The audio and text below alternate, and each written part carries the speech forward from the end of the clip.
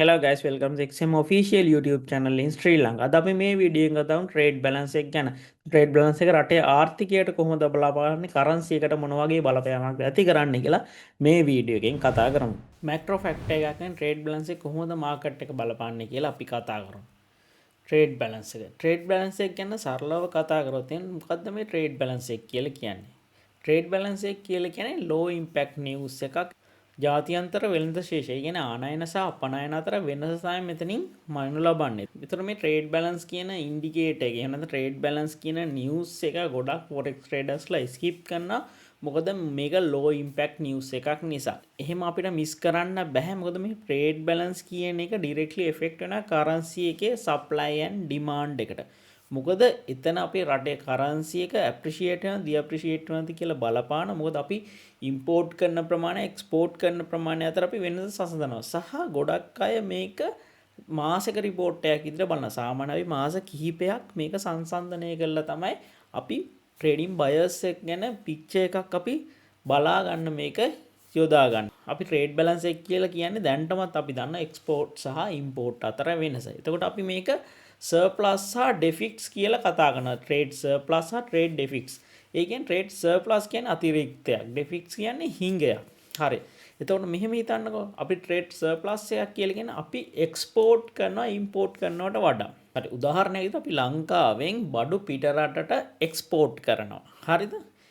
අපි 100,000k export කරනවා. හැබැයි අපි ඉම්පෝර්ට් කරන්නේ කියන්නේ පිට රටකින් පිට රටවල් වලින් අපි සේවාවන් ලබා ගන්න 50k. ඒතර ඔය දෙක අතර වෙනස +50k වෙනවා. හරිද? ඒ කියන්නේ අපි 50k ආදායමක් උපයනවා. අපි පිට රටට වියදම් කරනවා 50k.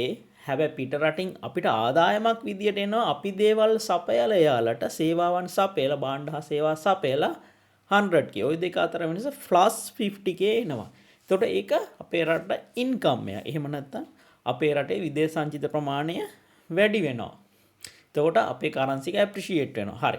එතකොට ට්‍රේඩ් ඩෙෆික්ස් කියන්නේ මොකද්ද? ට්‍රේඩ් ඩෙෆික්ස් කියන්නේ මේක කරන්සි එකට නෙගටිව් විදියට බලපාන. සර්ප්ලස් කියන එක පොසිටිව් විදියට බලපාන. එතකොට මේ ට්‍රේඩ් ඩෙෆිසිට් කියන එක නෙගටිව් විදියට බලපාන. එතකොට ඉම්පෝර්ට් කරන ප්‍රමාණය වැඩි වෙනවා එක්ස්පෝර්ට් වලට වඩා. හරි. මේක අපි උදාහරණයකින් පැහැදිලි කරගමු. පිට රටවල් වලින් භාණ්ඩ ලබා ගන්න ප්‍රමාණය වැඩි අපි පිට රටවල් වලට යවන ප්‍රමාණයට වඩා. උදාහරණයක් විදිහට අපි පිට රටවල් වලින් භාණ්ඩ ගෙන්නා ගන්නවා 100k. හැබැයි අපි පිට රටට යවන්නේ එහෙම නැත්නම් අපනයනය කරන්නේ 50k. හරිද? එතකොට මේ දෙක අතර වෙනස අපි ගත්තාන් පස්සේ -50k තමයි එන්නේ. එතකොට අපිට මෙතන වියදමක් වෙලා තිනවා. මොකද අපි පිට රටවල් වලට වියදම් කරනවා 100ක්. පිට රටවල් වලින් ආදායමක් විදිහට අපි ලබා ගන්න අපි පිට රටවල් වලට දේවල් යවලා 50යි. එතකොට මෙතන මයිනස් අගයක් තියෙනවා. එතකොට ඒක අපේ රටේ ඉකොනොමි එක නෙගටිව් සිග්නල් එකක්. මොකද අපිට එන අපේ ෆොරින් රිසර්ව්ස් ප්‍රමාණය අඩු වෙනවා. ඉතින් මේකට හොඳම උදාහරණය තමයි අපේ රට. ඉතින් අපේ රටේ ගොඩක්ම මේ ප්‍රශ්නේ ආපු නිසා අපේ රටේ ඒ කාලවකවානුව තුළ අපි පිට රටින් ගෙන්නන ප්‍රමාණ සීමා සහිත කළා. එතකොට අපි ෆෝන්ස් ගෙන්නන එක අඩු කරා, සමහර විදුලි උපකරණ කම්පියුටර්ස් ගෙන්නන එක අඩු කරා. ඒ වගේම ලංකාවෙන් පිටරට යුනිවර්සිටිස් වලට කරන පේමන්ට්ස් අඩු කරා. ඒ මොකද ඒ අපේ ගාව තියෙන ෆොරින් රිසෝර්ස් ප්‍රමාණය ආරක්ෂා කරන අත්‍යවශ්‍ය දේවල් වලට වියදම් කරනවා. ඒ කියන්නේ ෆුවල්ස්, මෙඩිසින් ඔන්න ඔය වගේ අත්‍යවශ්‍ය දේවල් වලට වියදම් කරන්න ඕන නිසා. તો ට්‍රේඩ් බැලන්ස් එක සාමාන්‍යයෙන් monthly තමයි රිලීස් වෙන. ඒතර every month අපිට මේ ෆිගර් එක ලැබෙන අපිට forex factory හරි XM එකේ තියෙන කැලෙන්ඩර් එකෙන් හරි මේ ෆිගර්ස් අපිට බලන්න පුළුවන්. හරි අපි දැන් මේක රියල් පාර්ට් එකට යමු. ට්‍රේඩ් බැලන්ස් එකක් රිලීස් වෙද්දී කොහොමද මාකට් එකට ඉම්පැක්ට් වෙන්නේ කියලා. අපි US ට්‍රේඩ් බැලන්ස් data එකක් එක්සාම්පල් එකට අරගෙන කතා කරමු. අපි උදාහරණයකට මේ ඩෙෆිසිට් නැරෝ වෙනවා කියලා කියන. ඒතර ෆෝකාස්ට් එක දැන් අපි නිවුස් එකට ගියාම මෙන්න මේ එක්සාම්පල් එකේ බලන්න USD trade balance example එකේ actual එක forecast එක previous එක කියලා. හරි අපි උදාහරණයක් විදියට හිතමු forecast එක -65 billion. එතකොට actual එක -58 billion. එයාලා forecast කරනවා මොකද forecast කරන 65 billion වෙයි කියලා. හැබැයි actual report එකේ ඉන්නේ අඩු වගයක්. ඒ කියන්නේ 58 බිලියන්. එතකොට ඩෙෆිසිට් එක්ස්පෙක්ටඩ් එකට වඩා අඩු වෙලා තියෙනවා. එතකොට එක්ස්පෝර්ට් ඉම්ප්‍රූව් වෙලා තියෙනවා. එතකොට ඉම්පෝර්ට් ප්‍රමාණය ඩ්‍රොප් වෙලා තියෙනවා. එතකොට මේක ඩොලර් එකට පොසිටිව්. එතකොට යුරෝ USD ඩ්‍රොප් වෙන්න පුළුවන්. ඩොලර් එක බුලිෂ් මූව්මන්ට් එකට යන්න පුළුවන්. ඩොලර් එක ඇප්‍රීෂিয়েට් වෙන්න පුළුවන්. හරි. අපි මෙන්න මේ මාර්තු 12 වෙනිදා රිපෝට් එකත් පොඩ්ඩක් බලමු. ට්‍රේඩ් බැලන්ස් එක බලන්න. ෆෝකාස්ට් කරලා තියෙනවා, ඇනලිසිස් කරලා තියෙනවා 66.6. හැබැයි ඒකට වඩා අඩු වගයක් කියලා තියෙන 54.4, 54.5. එතකොට මෙතන ඩෙෆිසිට් එක්ස්පෙක්ටඩ් එකට වඩා අඩු වෙලා තියෙනවා. එතකොට මේක ඩොලර් එකට පොසිටිව් විදියට තමයි බලපාන්නේ. අපි කියනවා ඒක ඩෙෆිසිට් නැරෝ වෙනවා. අපි බලමු ඩෙෆිසිට් වයිඩර් වෙන්නේ මොන වගේ අවස්ථාවනද?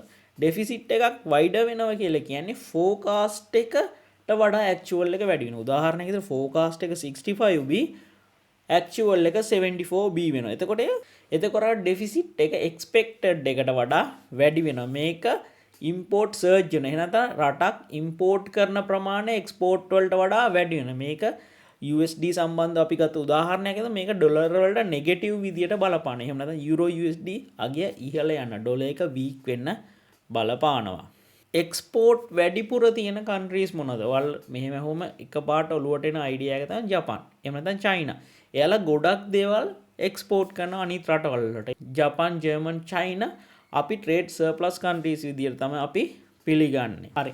අපි දැන් බලමු මේ ප්‍රැක්ටිකල් ට්‍රේඩ් බැලන්ස් එක යූස් කරන්නේ කොහොමද කියලා. ඔයාලා Forex Factory හරි XM එකේ ඉකොනොමික් කැලෙන්ඩර් එකට හරි ගිහිල්ලා ඔයාට අදාළ නිවුස් එක සිලෙක්ට් කරන්න. එහෙම නැත්නම් අදාළ නිවුස් එක රිලීස් වෙන වෙලාවට ඇක්චුවල් එක ෆෝකාස්ට් එක ප්‍රීවියස් එකත් එක්ක ඔයා කම්පෙයාර් කරලා මේ දෙක අතර වෙනසත් එක්ක ඔයාගේ බයස් එක තීරණය කරන්න. ඒතර මේක මීඩියම්, මේක ලෝ ඉම්පැක්ට් නිවුස් එකක්.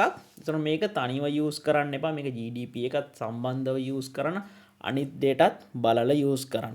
ඒතර මේක සිංගල් මන්ත් ෆිගර් එකක් විදිහට යූස් කරන්නේ නැහැ සාමාන්‍යයෙන්. ඒතර ට්‍රේඩර්ස්ලා කරන ලොකුම වැරද්ද තමයි මේක සිංගල් මන්ත් ෆිගර් එකක් විදිහට යූස් කරන. හරි. අපි ට්‍රේඩ් බැලන්ස් කියන එකට යමු. මෙතන මේක එක්ස්ට්‍රැක්ට් කරායින් පස්සේ ඔයාලට මේ විස්තර ටික බලා ගන්න පුළුවන්. different in value between import and export goods and service during the period of month. මෙතන history ටික බලා ගන්න පුළුවන්. එතකොට මේ reports delay වෙන්න පුළුවන්. මේ release date delayed by 7 days due to the US government shutdown. එතකොට දැන් මම කිව්වා මේ report එක trade balance එක consecutive month 3-4ක් බලලා ඒකත් එක්ක සංසන්දන. ඒකත් එක්ක බලන්න deficit consistently widening වෙනවද narrow වෙනවද? ඒ ට්‍රෙන්ඩ් එකත් එක්ක long term picture එක economy එකේ මොන වගේද කියලා ඔයාලා build up කරගන්න. එතකොට ඔයාලට මේක low impact news එකක් වුණාට long term economy එක ගැන idea එකක් එනවා. එතකොට මේක GDP එකත් එක්ක combine කරලා use කරන්න. හරි, මම හිතනවා ඔයාලා trade balance ගැන idea එකක් එන්නේ නැති කියලා. ඒක summarize එකක් විදිහට ගත්තොත් trade balance කියලා කියන්නේ import and export අතර වෙන surplus වෙනවා කියලා කියන්නේ currency එක positive වෙනවා, deficit වෙනවා කියන්නේ currency එක negative වෙනවා. මේ deficit එක narrow වෙනවද wide වෙනවද කියලා අපිට බලන්න පුළුවන්. ඒතර widening deficit එකක් කියන්නේ long term weakness signal එකක්. ඒතර narrowing deficit එකක් කියන්නේ growing surplus එකක් විදිහට අපිට long term strength signal එකක් විදිහට ගන්න පුළුවන්. හරි. මෙන්න මේ විදිහට අපි trade balance එක monthly report එකකින් අපි බලන්නේ නැතුව මෙන්න consecutive report 3-4කින් economy එක බලන්න පුරුදු වෙන්න. මොකද එක report එකකින් විතරක් අපිට හොඳ picture එකක් ගන්න, big picture large scale එකක් ගන්න නම් consecutive reports 3ක් හෝ 4ක් use කරලා trade bias එක ගොඩනගන්න බලන්න. ඒතර මේ trade balance කියන එක සාමාන්‍යයෙන් lagging indicator, low impact news එකක්. ඒ වුණාට smart money ලා ඒක track කරන හැබැයි retail traders ලා ඒක ignore කරන එක ලොකු mistake එකක්. ඉතින් ඔයාලා ඒක ඒ දේ කරන්න යන්න එපා. ඉතින් මං හිතනවා trade balance ගැන ඔයාලා ලොකු idea එකක් එන්නේ නැති කියලා. එහෙනම් අපි ආපහු ඊළඟ වීඩියෝ එකේ හමු. Thank you guys. Thanks for watching us.